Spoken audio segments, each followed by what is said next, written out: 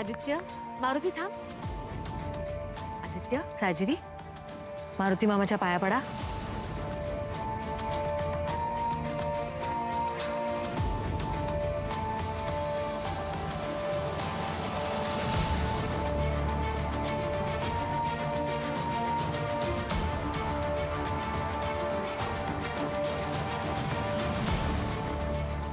मारुती, आज तुझ्या आदित्यला आशीर्वाद नाही देणार?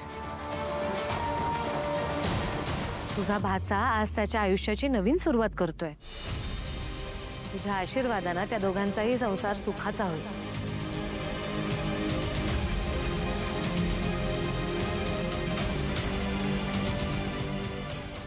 सुखी राहा.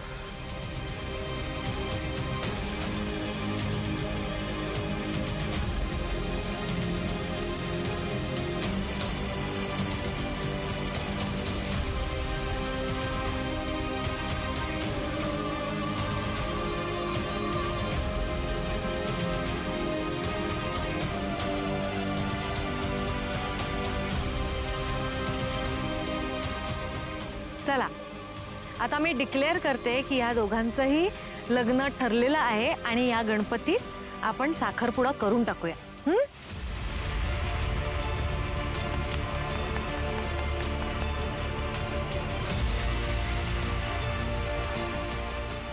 कॉंग्रॅच्युलेशन्स आदित्य. कॉंग्रॅच्युलेशन्स साजिरी. चला आता सगळ्या मोठ्यांचे आशीर्वाद घ्या. पारू, एक मिनिट, तू कुठे निघालीस? पानं वाढायला घे.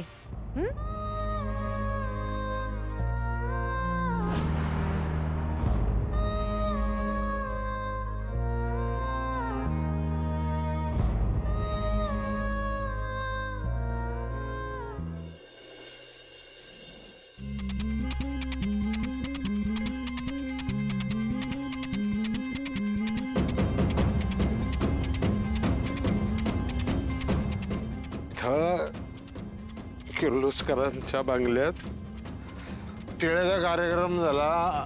आमची तर वाटच लागली सगळी. हा बरं आलं रोहन.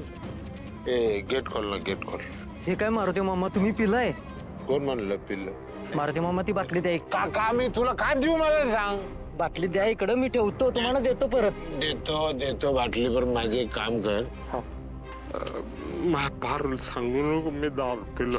पारुलच काय, कुणालाच सांगत नाही मी. इमानदार आहे, माझ्यासारखाच इमानदार आहे, पण काय उपयोग नाही इमानदारी करून. सगळी वाट लागते. बरं, मी तुम्हाला गेट उघडून देतो, सोडून येतो. हो, मला सोडा बेड्याच्या गोष्टी करायचं नाही ना. मला आता कोणाची मेहरबानी नकोय. मी आपला एकटा जगणार आहे, मी माझी पारू. मला कुणाच्या मेहरबानीची गरज.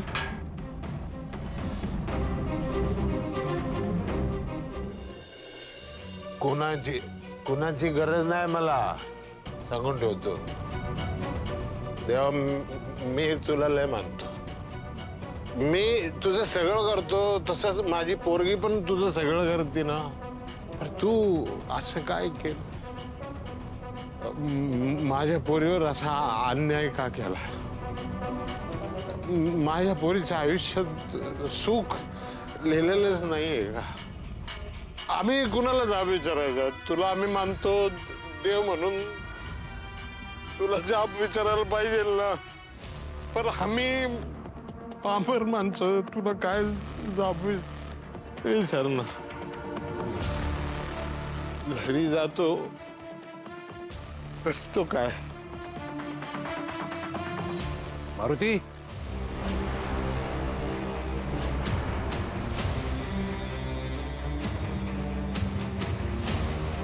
मारुती, तू दारू प्यायलास? माफ करा आबासाहेब, मी रोज नाही पिता. मला जास्त दुःख झालं ना की मग मी दारू पितो. अरे पण मुळात दारू प्यायले की दुःख कमी होतं हे तुला कोणी सांगितलं? आणि हे खोटं आहे, गैरसमज आहे हा. आणि चल असं धरून चाललो की तसं होतं तरी ते तात्पुरतं आहे. आणि तुला कसलं दुःख आहे? काय अडचण आहे? मला सांग की आपण काहीतरी मार्ग शोधू. दारू पिणं हा काही मार्ग नाही यावरचा. काय आहे आबासाहेब, मी काय करू मला सांगा ना. माझ्या पोरीच्या काळजीनं ना मी झुरतोय. मला तिच्याबद्दल फार वाईट वाटतंय. तू पारूबद्दल बोलतोयस? हा, माय पारू.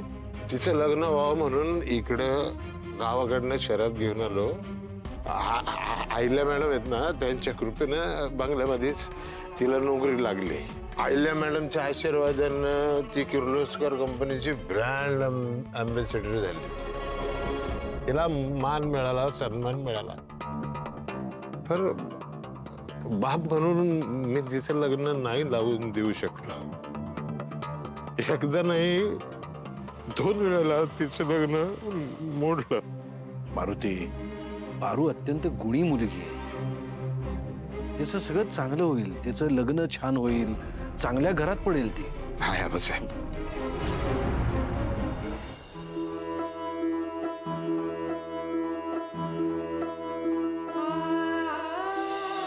मॅडम बोलवलं मला.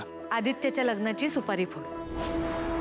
पण मी तू सुपारी फोडलीस की त्या दोघांचं लग्न पक्क होईल.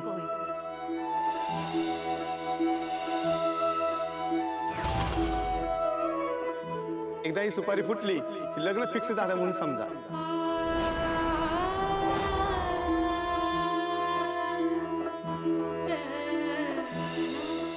बाला किती त्रास झाला, किती वाईट वाटलंय बाला, पण माझ्यासाठी त्यानं समद सहन केलं.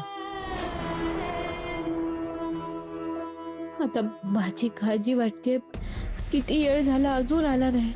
कुठं गेला असेल बा?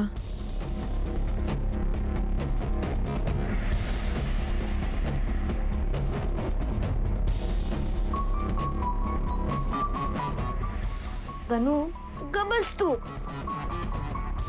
सकाळी बंगल्यात कोणता कार्यक्रम होता? मी शाळेला गेलो होतो. मला कुणी सांगितलं बी नाही. नाहीतर मी थांबलो असतो की नाही कार्यक्रमाला. आपण लय मज्जा केली असती.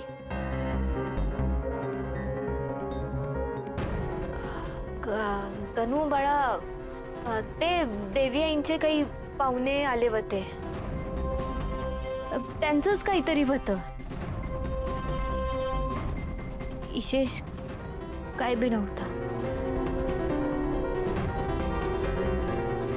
विशेष काय नव्हतं ना? मग तिकडून आलो बासारखा रडत का होता? मग अशी बाहेर जाताना बी रडत रडतच गेला. कनी तू तू तू बघितलंस बाला? वय बा खूप रडत होता. आणि कुठं गेलं काय माहिती. हे बघ, तू काळजी नको करू. मी मी मी बघते.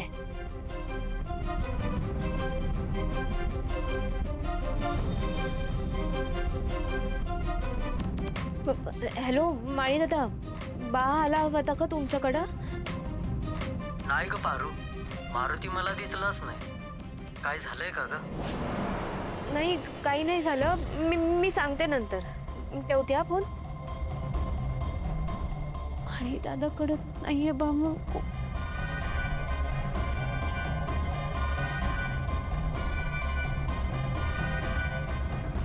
हॅलो, बा आला होता का तुमच्याकडं? नाही गो पोरी, आज दिवसभर कुठे दिसलाच नाही. आणि मी पण कामातच होतो. सर्व ठीक आहे ना? वाईट ठीक आहे समजा. मी ठेवते. कुठंच नाहीये बा. तायडे, हे बाळा, काय झालं?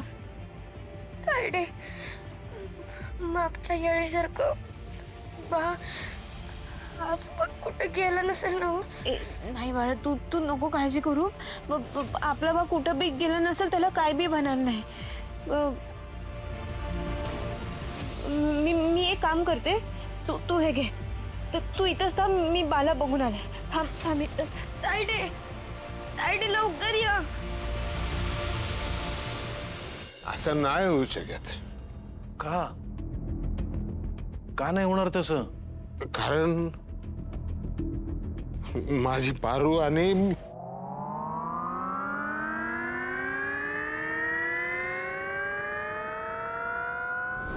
मा पारू मा हे बघ, आली आली पारू माझी पारू. काय बार तू इकडं काय करतोयस? कवापासून हुडकते मी तुला. किती वेळ झालं थांबले मी जेवणासाठी. तू तू चल बरं घरी चल. अरे काय करतोय म्हणजे आम्ही गप्पा मारतोय. थांब जरा. अरे तू पारू, तू त्याला घरी घेऊन जा, पण तो जेवण्याच्या अवस्थेत नाहीये. तू घेऊन जा आणि झोपव त्याला. वया बसाहेब तुम्ही नका काळजी करू. मा चल. एक मिनिट मला बोलू दे. पण तुम्ही म्हणताय ना तसं गुन्हाच आहे माझी उद्या मारुती. मी कम नशिबी हो जाऊ. की लग्न नाही लावून देऊ शकलो.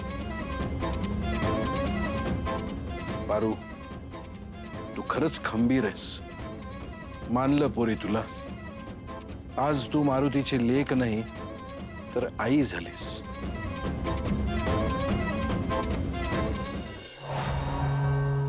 मारुती, ये आदित्यच्या लग्नाची सुपारी फोड. एकदा ही सुपारी फुटली की लग्न फिक्स झालं म्हणून समजा.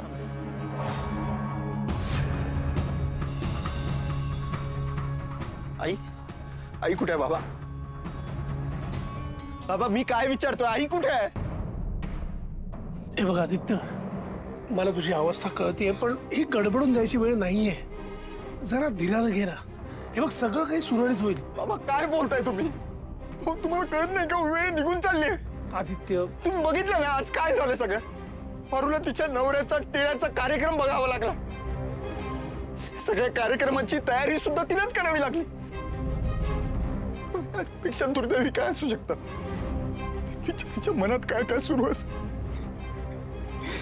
किती त्रास होत असणार आहे बाबा तिला. आणि मारुती मामाची तर अवस्था बघवत नव्हती. मारुती मामाला त्याच्या जावयाच्या लग्नाची सुपारी फोडावी लागली. यापेक्षा दुर्दैवी अजून काय असू शकतं बाबा? मला सांगा, मारुती मामाच्या जागी जर तुम्ही असता आणि तुमच्या मुलीच्या आयुष्यात असा प्रसंग आला असता तर तुम्ही गप्प बसला असता का? हे बघ आदित्य, मला पटतंय तुझं सगळं, पण मला सांग ना आपण काय करणार? मामा काहीतरी करावं लागणार आहे बाबा, प्लीज. तुम्हाला मला दोघांनाही आपल्याला आईचा स्वभाव माहितीये. ज्या गणपतीत ती साखरपुडा केल्याशिवाय राहणार नाहीये. तुम्ही मला म्हणाला गप्पा बस. तो टिळ्याचा कार्यक्रम जर साखरपुडा झाला तर मी काय करू? तुम्हाला काय वाटतंय मी हे सगळं गप्प बसून सहन करत राहू का? प्लीज, मला पारूची अवस्था बघवत नाहीये. तुम्ही तरी काहीतरी करा. तुम्हाला आमच्या दोघांबद्दल सगळं माहिती आहे ना, मग तुम्ही बोला ना आईशी. ती तुमचं ऐकते ना. सांगा ना तिला सगळं. मला काय सांगायचं होतं?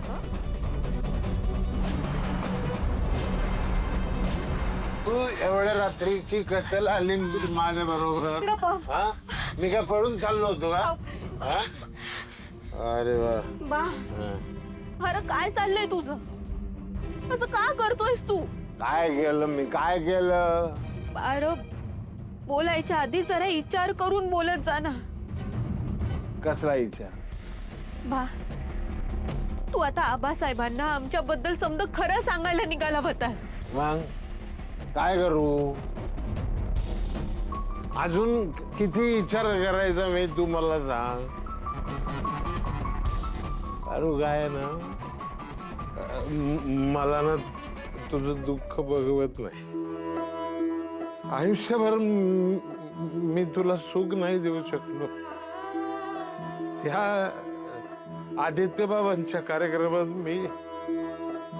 मी बाप आहे माझं सोड, पण तुला त्या आदित्य बाबांच्या कार्यक्रमात त्रास झाला ना? झाला का नाही?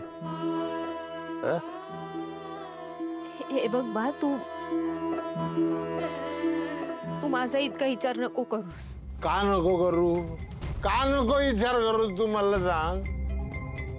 तू ना माझ्या डोक्यावर हात ठेवून सांग की तुला त्रास झाला ना. अरे तू माझीच लेक आहे ना, वर वर सगळं शांत असल्यासारखं दाखवते, पण मी बाप आहे ना तुझं, मला कळतं ना. त्या किर्लोस्करांच्या घरात टिळ्याचा कार्यक्रम झाला ना, टिळ्याचा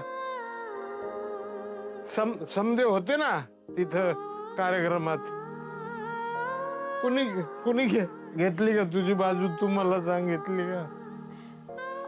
आदित्य बाबा सुद्धा तिथंच होते ना, त्यांनी पण घेतले का तुझी बाजू? घेतली का? ते आपले मालक श्रीकांत सर ते पण होते ना, त्यांनी तुझं दुःख जाणून घ्यायचा प्रयत्न केला का? नाही केला ना. काय रे, काय झालंय? एवढा काय सिरियस विषय चाललाय तुमच्यात? आणि असं काय जे मला माहित नाहीये? आई,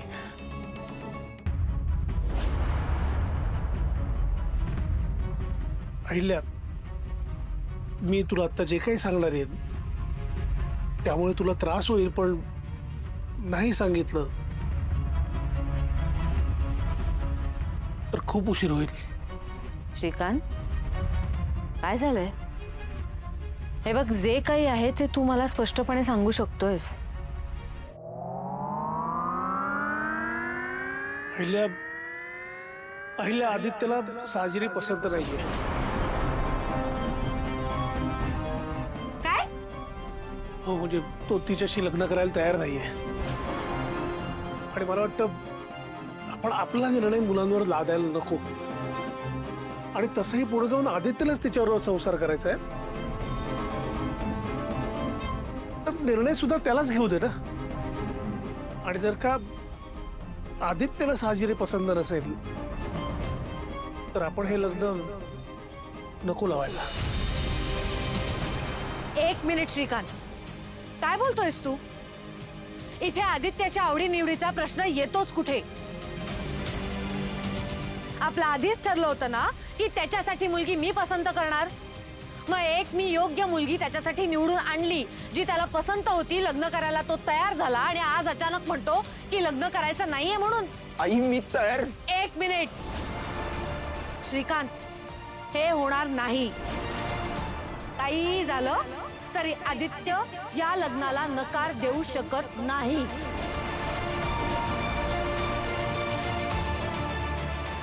ऐक माझ, तुम्ही थांबा, मी बोलतो आईशी. आई माझं ऐकणार, 100% ऐकणार. तू शांतपणे बोल आदित्य.